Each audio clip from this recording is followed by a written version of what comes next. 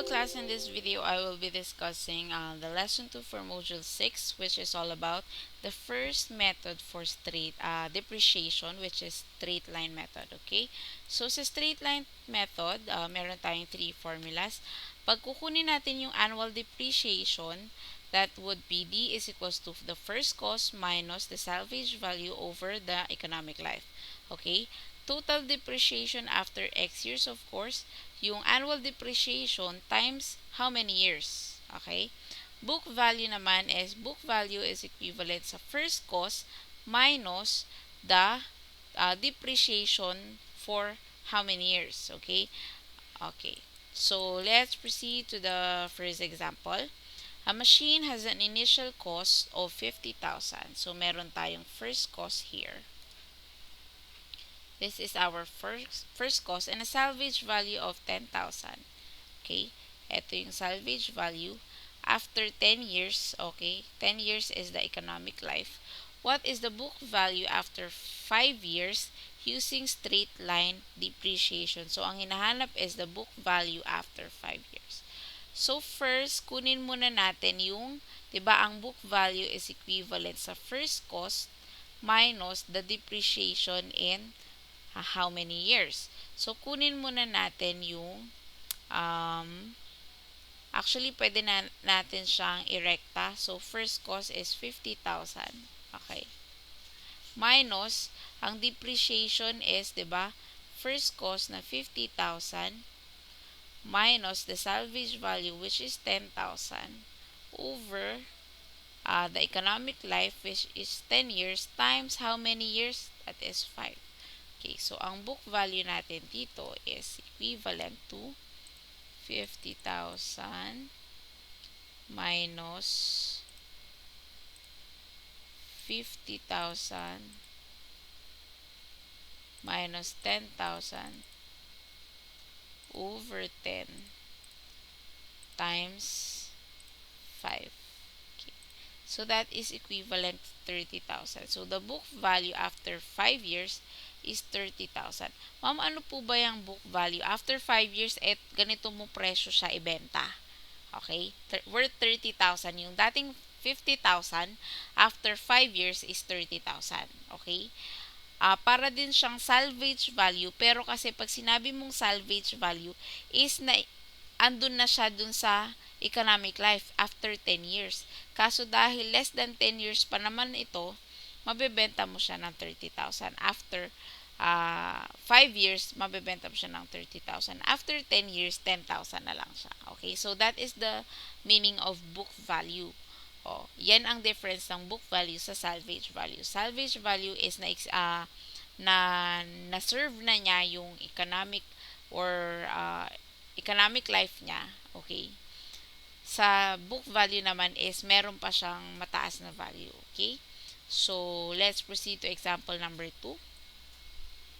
An engineer bought an equipment for 500,000. Okay? So, meron tayong first cost. He spent an additional amount of 30,000. Okay, first cost ulit to, additional first cost for installation kasi bumili siya ng equipment and install niya. So, bale, ang gastos niya ay nasa 530,000. The salvage value is 10% of the first cost. Okay, 10% of the first cost. If the book value at the end of 5 years will be 291,500 using straight line method.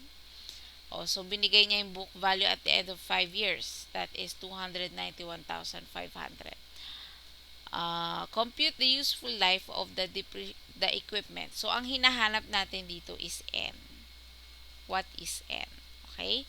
So, sabi niya ang first cost natin is 500,000 plus 30,000. So, meron tayong 530,000.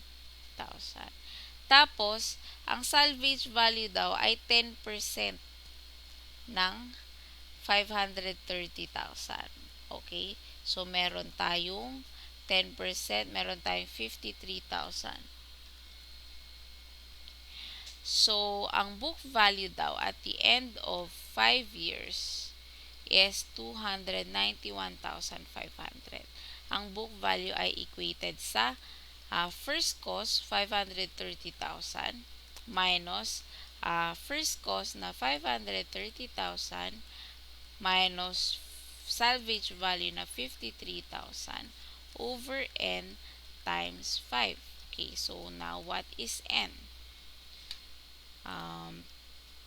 291,500. Okay. 530,000 minus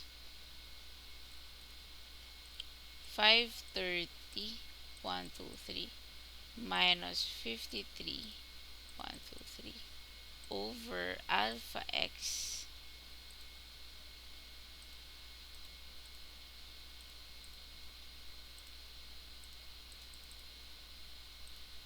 times 5. Okay, so shift solve. That is equivalent to 10. Okay, 10 years. So, ibig sabihin, ang machine mo or equipment mo is good for 10 years. Okay, so let's proceed to the next example. An electronic balance costs 90,000 and has an estimated salvage value of 8,000 at the end of its life, which is 10 years. Okay, meron tayong first cost, meron tayong salvage value, at meron tayong n. What would be the book value after 3 years using straight line method solving for the depreciation? So, book value ng 3 years. So, ganun pa din. First cost na 90,000 minus first cost na 90,000 minus salvage value. Okay. Divided by 10 times 3. So, the book value or the value of it after 3 years, 90 minus 90,000 minus 8,000 over 10 times 3. So that is 65,400. Okay. So that is how you answer sample problem number 3. So next, sample number 4, an asset is purchased for 500,000. Meron tayong first cost. Salvage value in 25 years is 100,000. Meron tayong n at 25 years. What are the depreciation in the first 3 years using straight line method? What are the depreciation in the first 3 years using straight line method? So, yung hinahanap is the depreciation after 3 years. So, the first cost minus salvage value over n times 3 or x. Okay? So, D3 is equals to 500,000 minus 100,000 over 25 times 3. Okay. So, the depreciation is equivalent to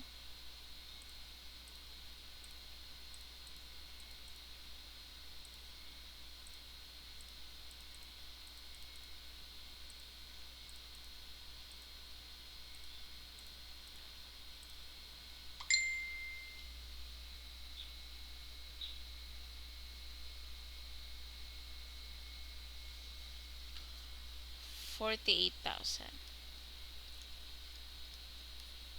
So that is the answer for sample problem number 4.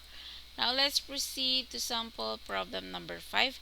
The cost of equipment is 500,000 and the cost of installation is 30,000. The salvage value is 10% of the cost of equipment at the end of 5 years. Determine the book value at the end of the 4th year. Use straight line method. So ganun pa din, book value of 4. Sabi niya, meron tayong first cost na 500 plus 30, 530,000.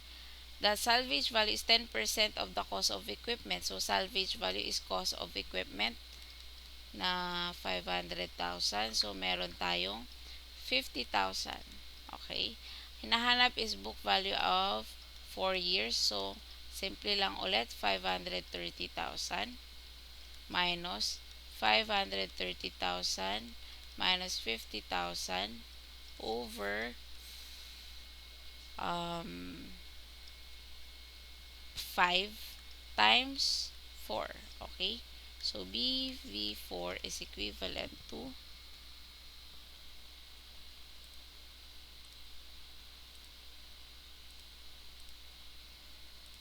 530 minus 530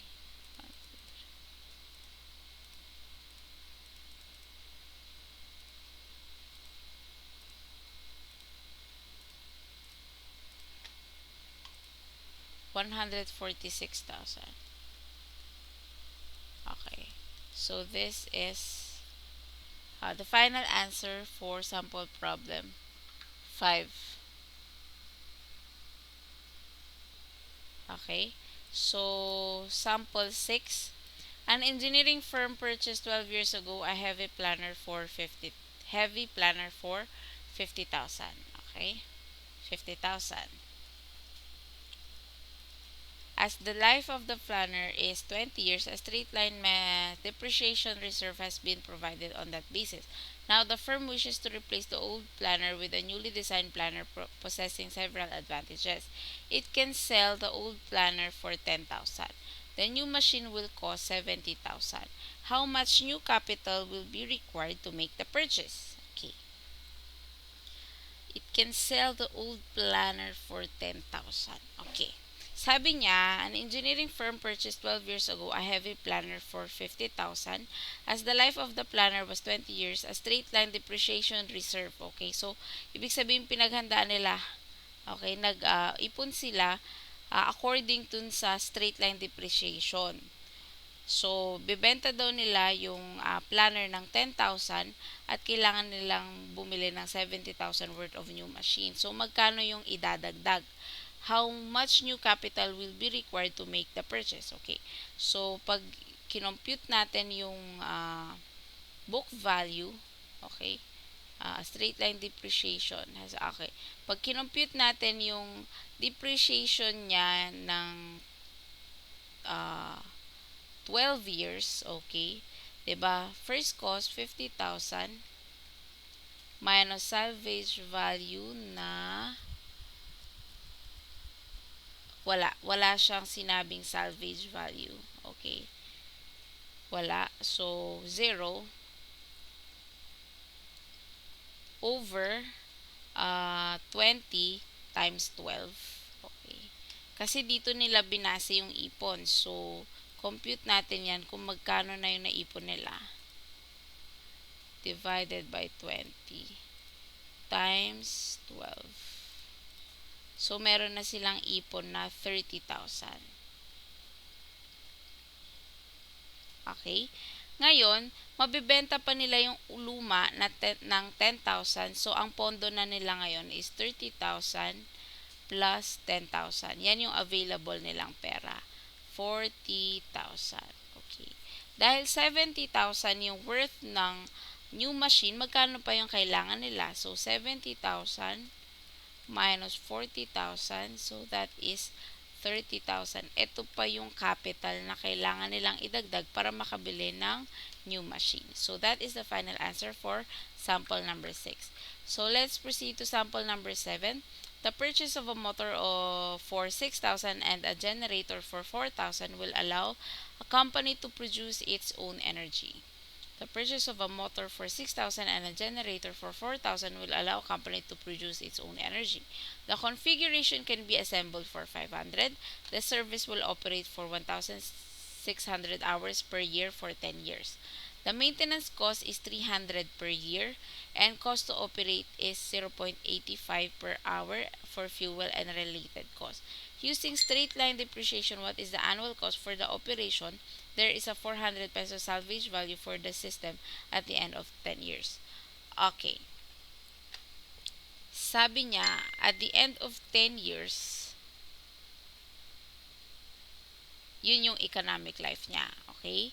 The purchase also, ang first cost natin is 6,000 plus 4,000. That is plus 500. Okay. That is equivalent to 10,500. Yan yung first cost natin. Ang tinatanong it what is the annual cost for the operation. Okay, what is the annual cost for the operation? Now, ang hinahanap natin is annual. So, meron tayong 10,500, okay, minus salvage value, sabi niya 400. Tapos, how many hours per year? That is 1,600 hours, 'di ba? Okay, per year. So, for 10 years. Okay? So, 1,600 times 10, that is 16,000 mag-ooperate for 10 years yung uh, machine. So, that is equivalent to 10,500 minus 400 over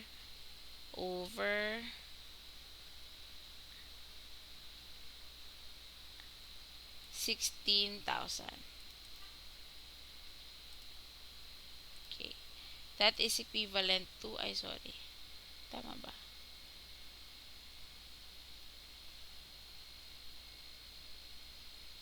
Okay.